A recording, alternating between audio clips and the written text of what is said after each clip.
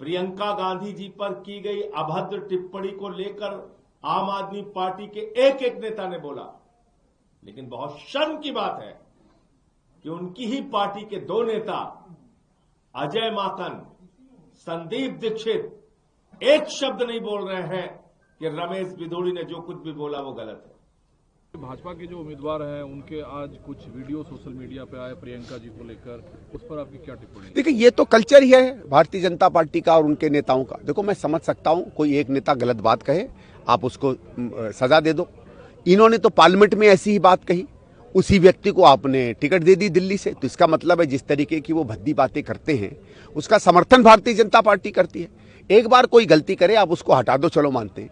आज जो उन्होंने प्रियंका जी के बारे में कहा ये तो बहुत ही निंदनीय है। किसी महिला के बारे में छोड़िए, किसी इंसान के बारे में, किसी के बारे में भी इस तरीके की टिप्पणी जो है बहुत ही घटिया है।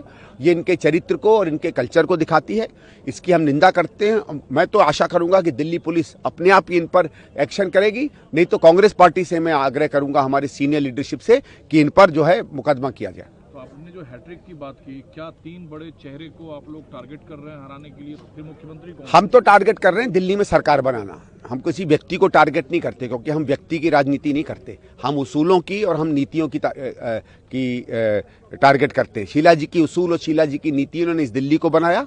उन्हीं उसूलों और नीतियों से आगे चल के हमारी जब सरकार आएगी हम दिल्ली का निर्माण करेंगे। एक बात आपने कुछ दिन पहले कहा कि शीला जी ने आपसे बातचीत में कही थी कि दिल्ली को हमने इस तरीके से बनाया है जो 24-25 तक एक्सटेंड करेगा। आज मोदी जी ने कहा इस सदी के 24 साल निकल गए, हम 25वें में हैं, वो जो जरूरत है दिल्ली की उसे ये जो आपदा वाली सरकार है पूरा नहीं कर पाई। भाजपा ही दिल्ली को विश्व मानकों के शहर के तौर पर बना सकती है, तो वो आपदा से दिल्ली को निकालकर अगले 10-15 साल की दिल्ली कैसे बनेगी? क्या भाजपा बनाएगी, कांग्रेस बनाएगी? भाजपा तो बिल्कुल नहीं बना सकते। कांग्रेस ने बनाया 2013-14 में। सब कहते थे दिल्ली जो है एक विश्व स्तरीय शहर बन गया है, यहाँ ऐसी ऐसी सुविधाएं आ गई हैं जो दिल्ली के लोग, हम सच्ची में कहता हूँ, चकाचौंध हो जाते थे। भाई हम आपको बताते, कहीं भी नई जगह जाते थे समझ में नहीं आता था आज ये नया क्या बन गया। हम ऑल इंडिया इंस्टीट्यूट जाते थे तो समझ में नहीं आता था किस फ्लाईओवर से कहाँ जाए। धीरे धीरे आदत पड़ती थी, तब तक कोई पता चला मोनो रेल बन गई, फिर आदत पड़ती थी तो पता चला नया अस्पताल बन गया, फिर आदत पड़ती थी तो मालूम पड़ा नया कॉलेज बन गया, फिर आदत पड़ती थी तो पता चला जहां 100 फुट की सड़क थी 150 फुट की हो गई, फिर आदत पड़ती थी कि नई नई तरीके की लाइटें आने लगी। दिल्ली हर पल हर महीने बदला करती थी, और पिछले 10 साल में वही चीजें, तो मेंटेनेंस छोड़िए, सत्यानाश उनका हो गया है।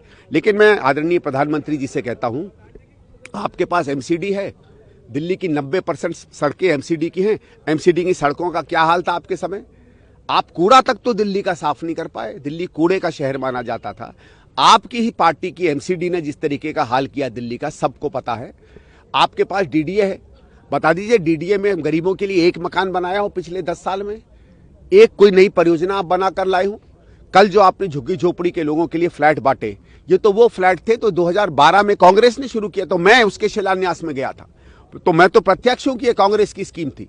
जिस चीज को आपको 16-17 में खत्म कर देना चाहिए था, आप 24 तक नहीं खत्म कर पाए। जो स्कीम आपको 2 साल की 10 साल लग गए खत्म करने में, आप क्या दिल्ली बनाओगे? कांग्रेस ने दिल्ली बनाई है, कांग्रेस आगे चल के कांग्रेस ही दिल्ली बनाएगी।